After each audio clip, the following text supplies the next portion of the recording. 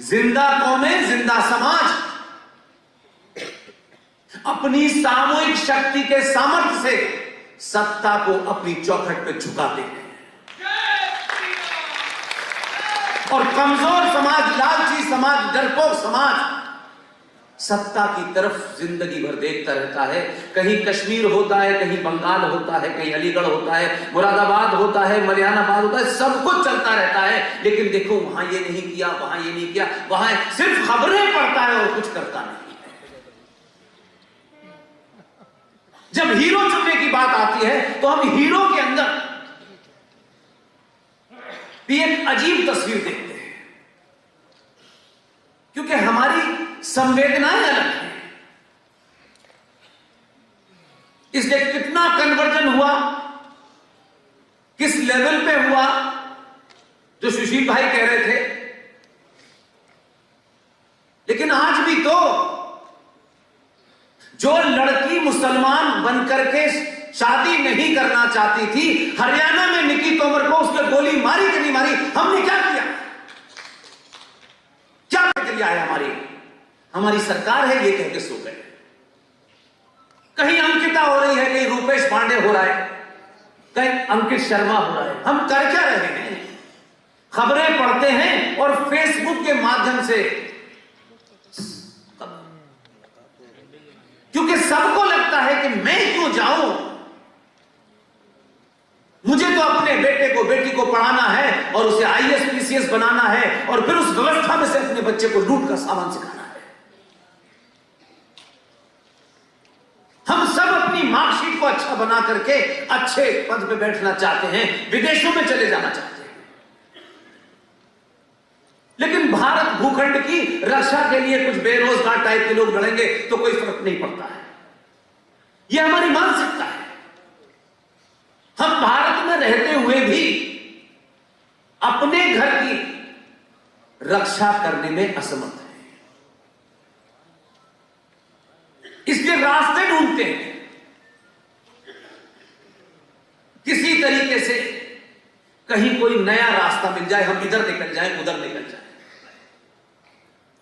कम से कम पिछले 50 सालों का इतिहास ही बताता है, आप कहीं भी भाग जाइए, कायरों के लिए दुनिया छोटी पड़ जाती है। और जब आप पलट के वार करते हैं और आपको चुनाव करना होता है कि कबूतर उड़ाने वाला चुनना है या चीता उड़ाने वाला चुनना है, तो दुनिया को लगता है कि थोड़ा थोड़ा बदलाव आ गया है। अपने हीरो को चुनने से पहले, ओहो इसने तो एक मर्डर किया था, इसके साथ नहीं खड़े हो सकते, हम अपना है तब भी नहीं खड़े हो सकते, क्योंकि कहीं हमारी समाज में छवि खराब न हो जाए। ये बीमारी है। और हम किससे लड़ रहे हैं? हम उससे लड़ रहे हैं जो मुंबई में बम धमाकों का मास्टरमाइंड होता है। जब उसे फांसी होती है तो उसके जनाजे में 5 लाख लोग होते हैं। न उनको अपने साथी पंडित जी का ध्यान आता है, न सिन्हा साहब का ध्यान आता है कि हम उनके सामने क्या जवाब देंगे कि एक आतंकी के जनाजे में हम गए थे। लेकिन हम तो दरवाजा बंद कर लेते हैं, हमारे बीच में से कोई बहादुर अगर किसी जिहादी की हत्या कर देता है, हम नहीं चाहते। आप जिन चुनौतियों से लड़ रहे हैं वो आपको पता तो है, ऐसा नहीं है। और ऐसा भी मैं नहीं मानता कि आपको बोध नहीं हो रहा है। लेकिन एक बहुत बड़ा सेक्शन है जो आजकल आपको जगह जगह, चौराहे चौराहे, गली गली, मैंने सुना है बड़े सारे प्रकल्प चल रहे हैं कि कैसे इस जागते हिंदू को मूर्ख बनाओ, क्योंकि आप जाग गए तो उनकी दुकान बंद हो जाएगी। हमें बताया जाए, हम इस भाईचारे को 700 साल से झेल रहे हैं। और जब हमें यह बोध हो गया कि भाई कौन है, चारा कौन है, तब फिर लोग चल दिए घर से निकल के। नहीं नहीं, गले मिलना है, नहीं नहीं तुम्हारे भाई हो, वो कह रहा है नहीं हो, नहीं नहीं उसके गले में घुसते जा रहे हैं भाई। इससे आप अपनी वर्तमान में जो आपकी शक्ति दुनिया को दिखाई दे रही है उसको गिरवी रख रहे हैं। यही समय है जब यह जागरण इतना कर दिया जाए कि सत्ता पे कौन बैठेगा, उसकी जाति क्या है, वो किस क्षेत्र से आया है, ये मापदंड नहीं होंगे, बल्कि मापदंड होंगे कि इस वर्तमान भारत राष्ट्र को इस्लामिक जिहाद से बचाने वाला अगर किसी आदमी ने 2002 में अपना रोल प्ले किया है तो हमारा हीरो वही होना चाहिए।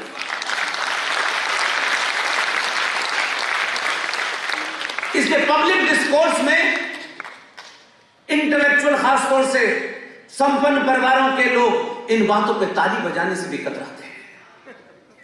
कहीं वीडियो में कोई देख न ले कि ऐसी बात पे आप भी ताली बजा रहे थे, क्योंकि उन्हें तो इस्लाम भाई के घर पे सिवैया भी खानी है।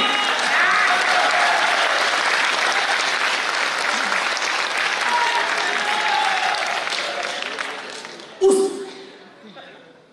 शत्रु बोध का आपको अंदाजा नहीं है। और आप तो पहले ऐसे लोग हैं कि आप तो हर काम को शत्रु से अनुमोदित कराते हैं। अच्छा, वो कह रहे हैं इसलिए हम ठीक हैं। थोड़ा सा वो तो डॉट बराबर बदलाव आया है और दुनिया कह रही है कि हिंदू इंटॉलरेंट हो गया है। अगर राष्ट्र बचाने के लिए हिंदुओं को चौराहे चौराहे गली गली को यह कहता है ये इंटॉलरेंट हो गए हैं, तो जोर से कहिए हां इंटॉलरेंट हैं। तुम्हारी बकवास, तुम्हारे घटिया विचार, तुम्हारी पूजा पद्धति हमको एक्सेप्ट नहीं है। पूरा इतिहास बताता है कि आज तक हमने किसी की गर्दन पे तलवार रख के उससे ये नहीं कहा कि तुम हमारा मत मान लो, हमने नहीं कहा। लिहाजा जो लोग आपके सामने खड़े हैं वो है कौन? ये वाला अच्छा है, ये वाला मॉडरेट है, ये थोड़ा सा कट्टर है। ये परिभाषाएं हमने अपनी कायरता को छुपाने के लिए गढ़ी है। जो कुरान मजीद को मानता है वो उसामा बिन लादेन ही बनता है। इसमें ये वाला वो वाला कुछ नहीं होता। कोई एक शहनाई बजाने लगे और शहनाई बजाने से पहले वो मंदिर जाने लगे, लेकिन वो फिर 20 करोड़ मुसलमानों की गारंटी नहीं है। इसलिए आज की समस्याओं का समाधान आपको करना है, कोई बाहर से आएगा नहीं। उत्तर प्रदेश वाले खासतौर से और बनारस के लोगों को इसलिए भी मुबारकबाद देता हूं कि आप बाबा विश्व की इस नगरी में आसानी से किसी को अपनाते नहीं हैं, क्योंकि यहां के जीवन की शैली कुछ और है। यहां अच्छे अच्छे की नहीं सुनते लोग, अच्छे अच्छों को पानी पिला देते हैं। और अगर आप 2-2 बार सुन रहे हैं तो मान लीजिए कि फिर काशी बदल रहा है और काशी बदलेगा। तो जो सुशील भाई कह रहे थे, इसका असर फिर काव्य में भी नजर आएगा।